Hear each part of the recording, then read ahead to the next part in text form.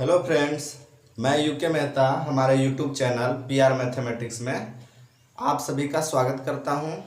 चलिए शुरू करते हैं आज का क्लास।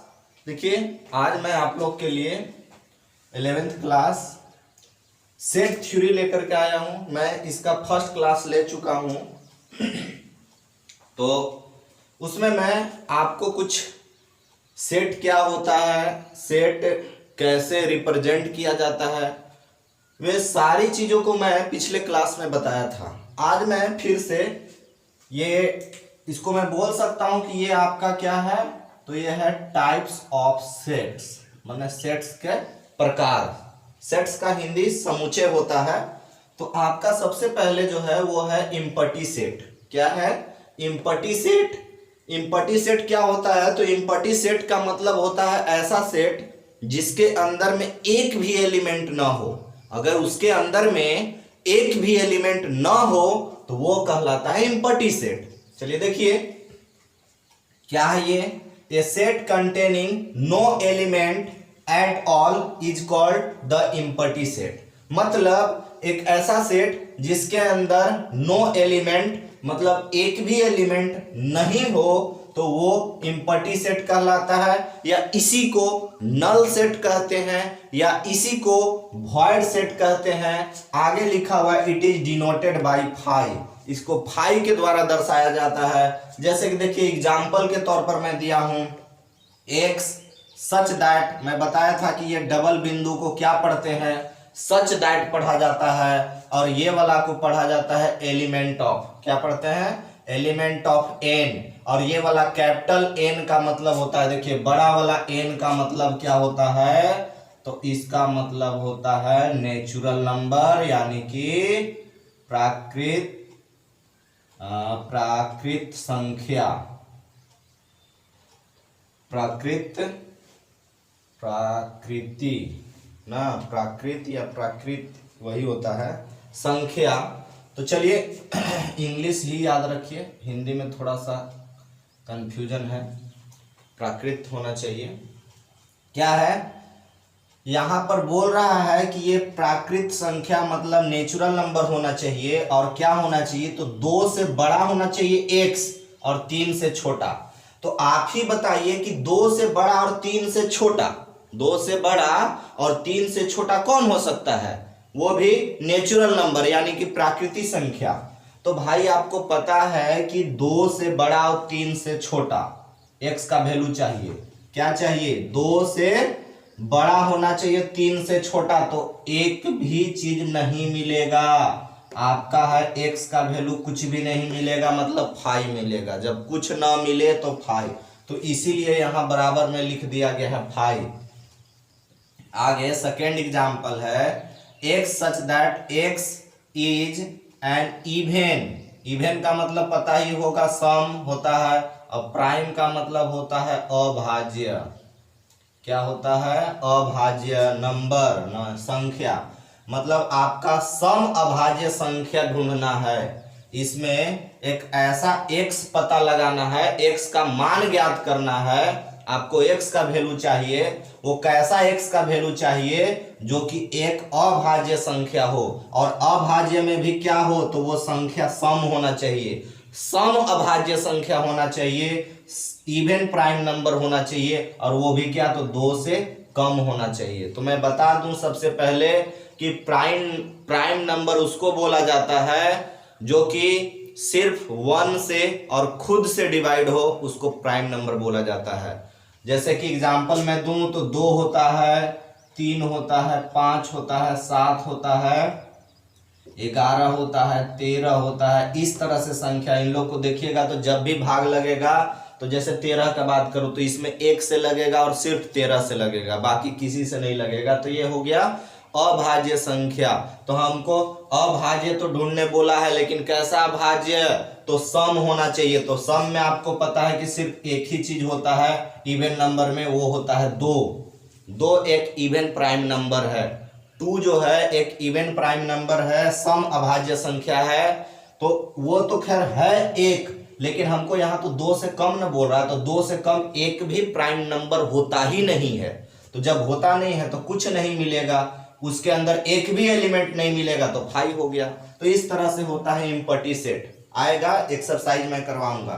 आगे है आपका सिंगलटन सेट। देखिए a set containing exactly one element, एक ऐसा सेट जिसमें एग्जैक्टली कहने का मतलब है कि मात्र एक एलिमेंट होना चाहिए, एक के अलावा कोई भी एलिमेंट नहीं होना चाहिए, तो हम कह सकते हैं इज कॉल्ड सिंगलटन सेट। तो वो सिंगलटन सेट कहलाता है। अब देखिए इसका एग्जांपल है कि एक सेट 0 लिखा हुआ है, तो 0 है तो भाई 0 कम से कम एक एलिमेंट तो है ना। ऐसा मत सोचिएगा कि 0 का मतलब कुछ भी नहीं, नहीं 0 इसके अंदर है मतलब एक एलिमेंट है, तो ये सिंगलटन सेट हो गया। आगे लिखा हुआ है क्या कि x such that x element of z। अब देखिए ये z आ गया, z का मतलब होता है क्या, तो इसका मतलब होता है इंटीजर, जिसका हिंदी होता है पूर्णांक संख्या। अब पूर्णांक में बता दूं कि माइनस में भी संख्या होता है, प्लस में भी होता है, जीरो भी होता है, उसको पूर्णांक इंटीजर बोला जाता है, जिसको जेड से दर्शाया जाता है। जैसे जैसे मैं बता रहा हूं कुछ कुछ, जैसे नेचुरल किसको बोलते हैं, प्राइम किसको, और इंटीजर किसको, याद रखिएगा। ये इंटीजर को जेड से दर्शाया जाता है, जिसका हिंदी होता है पूर्णांक संख्या। पूर्णांक में मैं बताया कि नेगेटिव भी वैल्यू होगा और पॉजिटिव भी होगा, साथ में जीरो भी होगा। आप लोग नंबर लाइन संख्या रेखा पर सीखे होंगे, एक तरफ माइनस में जाता है, एक तरफ प्लस में जाता है। तो चलिए यहां देखिएगा कि आपका जब ये इंटीजर नंबर बोला है तो आप यहां पर ऐसी इंटीजर में x की क्या वैल्यू लीजिएगा जो कि यहां पर रखने पर आपको ये जीरो सेटिस्फाइड करेगा। तो आपका मैं बता दूं कि यहां पर अगर ऐसे भी जैसे हम लोग x का वैल्यू निकालते हैं, सपोज दैट मान लीजिए आपका ये x + 4 है बराबर में 0 है, अगर ये वाला 4 प्लस में है उधर जाएगा तो आपका माइनस में हो जाएगा, ये आपका इधर प्लस में है उधर जाने पर माइनस में 4 हो जाएगा। अब ये जो आपका है यहाँ पर नेगेटिव में -4 हो गया, तो आप देख रहे हैं कि x का वैल्यू मात्र 1 दे रहा है। जब 1 वैल्यू दे रहा है आपका, तो आप कह सकते हैं कि इसमें सिर्फ एक एलिमेंट है, और एक एलिमेंट है तो इसी को बोला जाता है सिंगलटन सेट। क्या बोलेंगे, सिंगलटन सेट। इस डिफिनेशन में लिखवाया हूं कि a set containing exactly one element is called singleton set. That means आपका हुआ कि एग्जैक्टली वन, मात्र एक एलिमेंट होना चाहिए। तो यहां भी x का वैल्यू एक ही मिलेगा, -4 मिलेगा और -4 मिलेगा तो आपका ये क्या हो गया, सिंगलटन सेट हो गया। देख लीजिए आपका ये सिंगलटन सेट का एग्जांपल दिया हूं, मतलब आप x के जगह में -4 रखिएगा तभी ये 0 आएगा, अन्यथा आपका ऐसे 0 नहीं आएगा। यहाँ पर x के जगह पर -4 रख दीजिए तो 0 हो जाएगा, और 0 हो जाएगा तो आपका ये जो वैल्यू बोल रहा है -4 माने लेने के लिए यहाँ पर इस कंडीशन के अनुसार -4 मिलेगा, और इस कंडीशन के अनुसार -4 जो मिलेगा वो होगा z, यानी कि इंटीजर होगा, क्योंकि माइनस में लिया जा सकता है, पूर्णांक माइनस में होता है। तो इसीलिए आप कह सकते हैं कि यहाँ पर मात्र आपका एगो एलिमेंट मिलेगा, वो होगा -4। क्या हो जाएगा, -4 हो जाएगा। आप यहाँ पर देखिए मैं लिख दे रहा हूँ ब्लैक से ही, ये आपका क्या हो जाएगा, तो एक एलिमेंट मिल जाएगा जिसको मैं बोलूंगा -4। सॉरी चल नहीं रहा है ये, इसको तो चलना चाहिए था, इंक मैंने डाला था, एक मिनट। आगे देखिए, आगे मैं एग्जाम्पल दिया हूं, वो देखिए थर्ड एग्जाम्पल है, एक सच दैट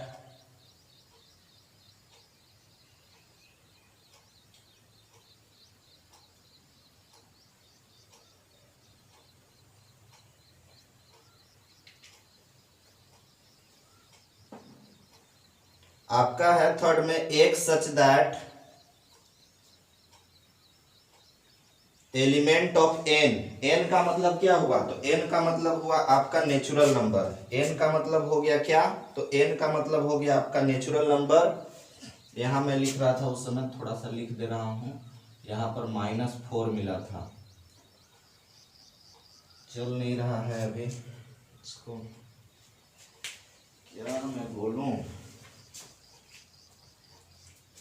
चलिए देखिएगा आगे, x such that x element of n, यानी कि नेचुरल नंबर हुआ, n का मतलब प्राकृतिक संख्या, तो यहाँ एक्स के जगह पर एक ऐसा वैल्यू लेना है जो कि नेचुरल नंबर होना चाहिए। तो नेचुरल नंबर जब भी होता है प्राकृतिक संख्या तो एक से शुरू होता है, अनंत तक जाता है और प्लस में रहता है वैल्यू। जैसे 1 2 3 गिनती की संख्या, काउंटिंग जो होता है उसको बोला जाता है नेचुरल नंबर। तो आप यहाँ पर जब भी लेंगे तो x का वैल्यू 3 लेंगे, तो यहाँ 3 का स्क्वायर कीजिएगा तो 9 और 9 में से 9 घटाइएगा 0। इसका मतलब x का वैल्यू मात्र एगो मिल रहा है। वो क्या मिल रहा है? तो आपका यहाँ पर मिल रहा है कितना?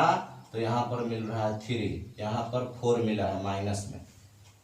तो मात्र एक एलिमेंट मिला तो ये हो गया सिंगलटन सेट। तो ऐसा होता है एग्जाम्पल। आगे है फाइनाइट सेट। देखिए a set having number of elements are countable are called finite set. मतलब एक ऐसा है सेट जिसके अंदर में जो भी एलिमेंट रहेगा उसको हम काउंट कर सकते हैं, गिन सकते हैं, गिना जा सकता है, वो कहलाता है फाइनाइट सेट। जैसे कि यहां देखिए a बराबर दे रखा है, नीचे शायद दिखे या ना दिखे आप गौर कीजिएगा, मैं बोल रहा हूं a बराबर है 2 4 6 8 10 12। तो देखिए इसमें नंबर ऑफ a मतलब a में एलिमेंट की संख्या क्या गो है? तो टोटल 1 2 3 4 5 6 गो है, तो 6 मैं लिख दिया, मैंने काउंट कर सकता हूं। आगे देखिए एक इसी का फाइनाइट सेट का एग्जांपल मैं यहां दे रखा था, बहुत पहले से ही मैं यहां लिख करके रखा हूं। क्या है एग्जांपल में कि set of all letters in the alphabet, मतलब आपको एबीसीडी में जितना भी लेटर है उसका बात कर रहा है। तो एबीसीडी के टोटल कितने लेटर होते हैं अल्फाबेट में? तो वो होते हैं नंबर ऑफ, मैं लिखा हूं यहां बी, उसको सेट को बी माना हूं, तो नंबर ऑफ बी क्या हो जाएगा? 26। मतलब मैं इसको गिन सकता हूं। अगर मैं गिन सकता हूं तो ये हो जाएगा क्या? ये हो जाएगा फाइनाइट सेट। या मैं बोल सकता हूं set of all months in a year, मतलब क्या? तो एक साल के सभी मंथ, भाई गिना जा सकता है, 12 मंथ होता है। या set of all days in a week, मतलब एक सप्ताह के सभी दिन, ये सब क्या है? फाइनाइट सेट है। चलिए आगे हम लोग अब चलते हैं इनफाइनाइट सेट पर। देखिएगा अगर मैं इसी को यहां पर लगा दूं, यहां पर मैं इन लगा दूं तो ये हो जाएगा इनफाइनाइट सेट। और a set having number of elements are countable के जगह मैं कर दे रहा हूं क्या? तो यहां हो जाएगा आपका अनकाउंटेबल। क्या हो जाएगा? अनकाउंटेबल, मतलब जिसको गिना नहीं जा सकता है वो कहलाता है क्या? तो वो कहलाता है आपका इनफाइनाइट सेट। चलिए मैं pause the video, noted down, ऊपर का सारा मिटा दे रहा हूं। चलिए देखिएगा अभी, और ये क्या होता है, कैसे होता है, मैं जरा बता दे रहा हूं। अभी मैं बस इतना बताया कि a set having number of elements are uncountable. Uncountable मतलब जिसको नहीं गिना जा सकता है वो कहलाता है इनफाइनाइट सेट। ये आपने अभी जान गया कि जिसको नहीं गिन सकते हैं वो कहलाता है इनफाइनाइट सेट। तो चलिए एग्जाम्पल मैं दे रहा हूं। सबसे पहले आपका पहला एग्जाम्पल होगा क्या? The set of all natural number. जैसे कि मान लीजिए कि अगर a बराबर, इसको हम दिखाना चाहें तो देखिए 1 2 3 4 5 6। नेचुरल नंबर का मतलब प्राकृतिक संख्या। देखिए ये बढ़ते चला जाएगा अनंत तक, इसको हम लोग अनकाउंटेबल बोल सकते हैं, नहीं गना जा सकता है। जो बढ़ते जाएगा सो बढ़ते जाएगा, इसका डॉट डॉट का मतलब अंत नहीं होगा। दूसरा हम बोल सकते हैं क्या? The set of all integer. अब देखिए the set of all integer मतलब पूर्णांक संख्या का सेट। तो मान लीजिए पूर्णांक संख्या जेड से हम लोग दर्शाते हैं, तो इसको जेड से ही दिखाता हूं। तो मान लीजिए यहाँ पर ऐसे डॉट डॉट है, इधर -3 आया होगा, -2 -1, यहाँ पर 0 1 2 3 4 ऐसे बढ़ते। ये वाला में देखिए दोनों तरफ बढ़ रहा है, इधर बढ़ रहा है प्लस में और इधर बढ़ रहा है माइनस में। तो ये क्या, किस तरह का सेट हो गया? तो ये हो गया इनफाइनाइट सेट, मतलब हम लोग काउंट नहीं कर सकते हैं। तीसरा एग्जांपल देख लीजिए, क्या है? The set of all points. The set of all points on the arc of circle, on the arc of circle is an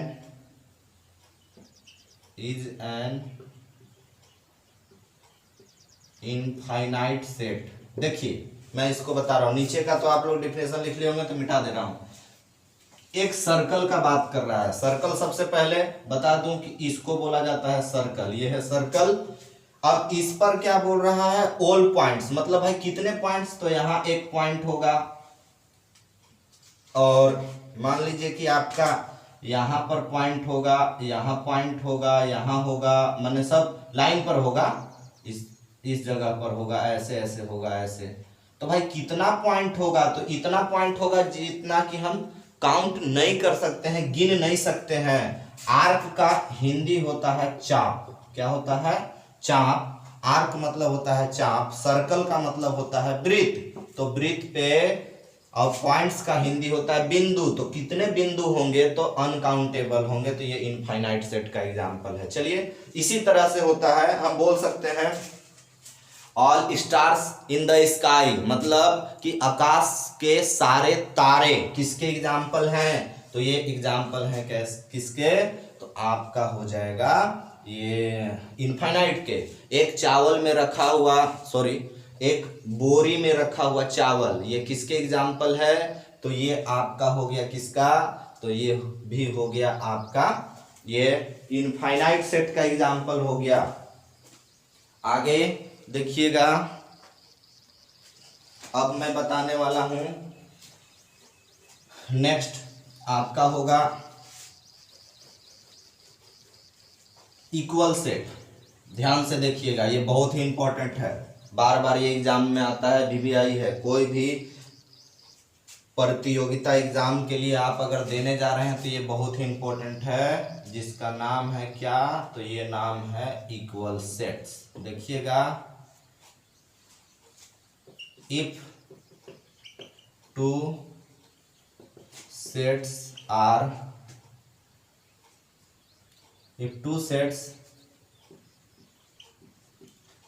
said to be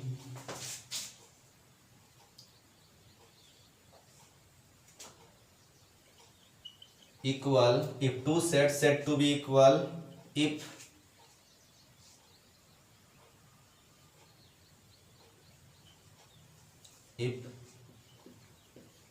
both are same elements. देखिएगा एग्जाम्पल पहले मैं दे रहा हूं, उसके बाद देखिए एग्जाम्पल के तौर पर मैं दे रहा हूं, a बराबर आपका है 1 2 3 और यहाँ पर b बराबर है क्या है, तो मान लीजिए 2 है, 3 है, 1 है। बताइए क्या इसमें एलिमेंट की संख्या कै गो है, तो टोटल 1 2 3 गो है। इसमें एलिमेंट की संख्या कै गो है, तो इसमें भी 3 गो है। लेकिन आपको मैं बता दूं कि क्या आपका ये जो है number of A equal to number of B जो है 3 है। साथ ही साथ मैं बोल सकता हूं कि ए और बी दोनों बराबर है। आगे पीछे चल सकता है, जैसे कहने का मतलब है कि इसमें 1 2 3 है तो इसमें आगे हो या पीछे हो, लेकिन जो जो एलिमेंट इसमें है वही एलिमेंट इसमें भी होना चाहिए। जैसे 2 इसमें भी है, 3 इसमें भी है, 1 इसमें भी है। फर्क यह है कि आगे पीछे है, लेकिन कोई दिक्कत नहीं है, वही वही अगर एलिमेंट रहता है तो कहा जाता है इक्वल सेट्स। तो हम बोल सकते हैं क्या, देयरफॉर आप ऐसे कह सकते हैं कि ए एंड बी आर क्या, इक्वल सेट्स। ठीक है, तो ये कह सकते हैं क्या कि ये आपका इक्वल सेट्स है। अब देखिए आगे आपका जो पढ़ना है ये आप समझ लिए इक्वल सेट। एक और लेकिन एग्जांपल दे रहा हूं, देखिए एक और एग्जांपल है। मान लीजिए कि a बराबर आपका लिखा हुआ है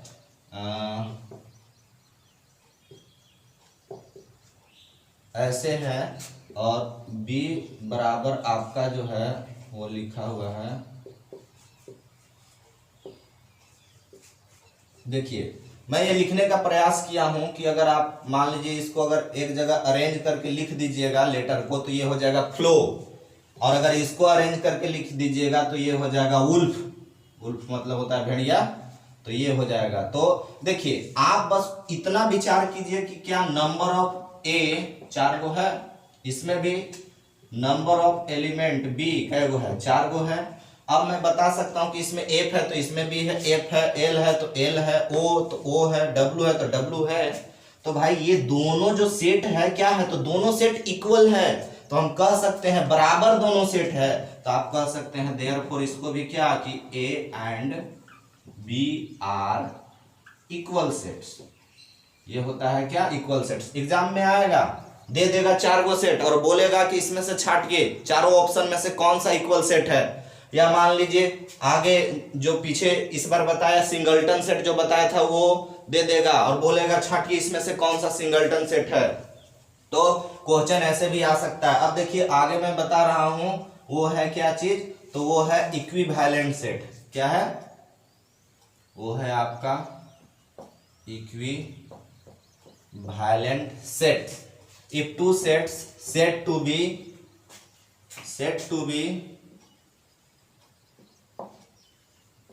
equivalent if क्या बोल सकता हूं, यदि number of A equal to number of B equal हो।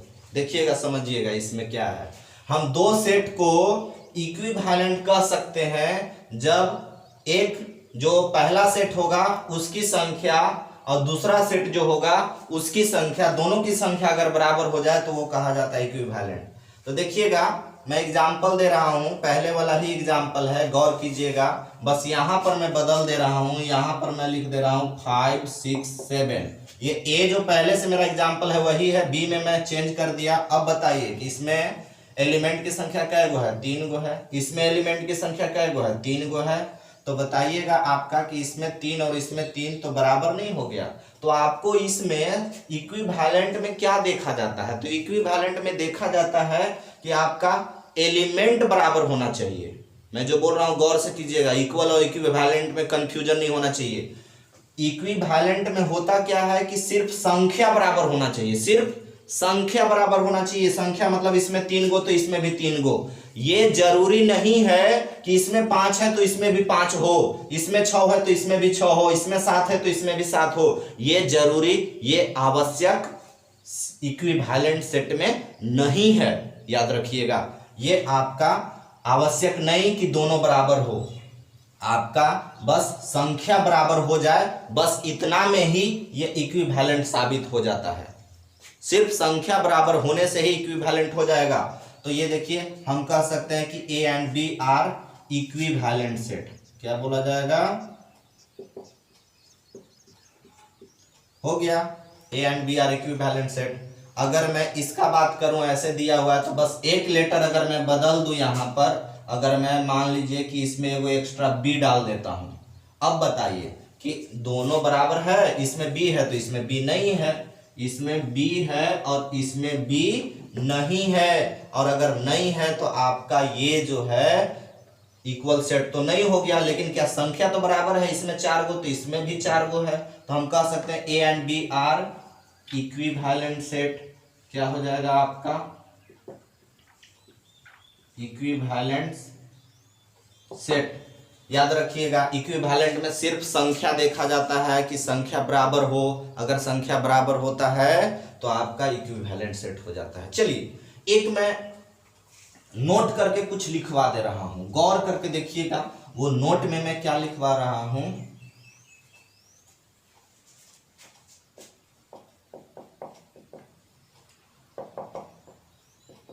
All equal sets are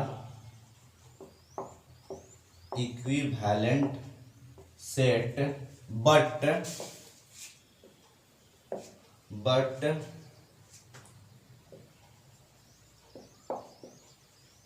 equivalent sets are not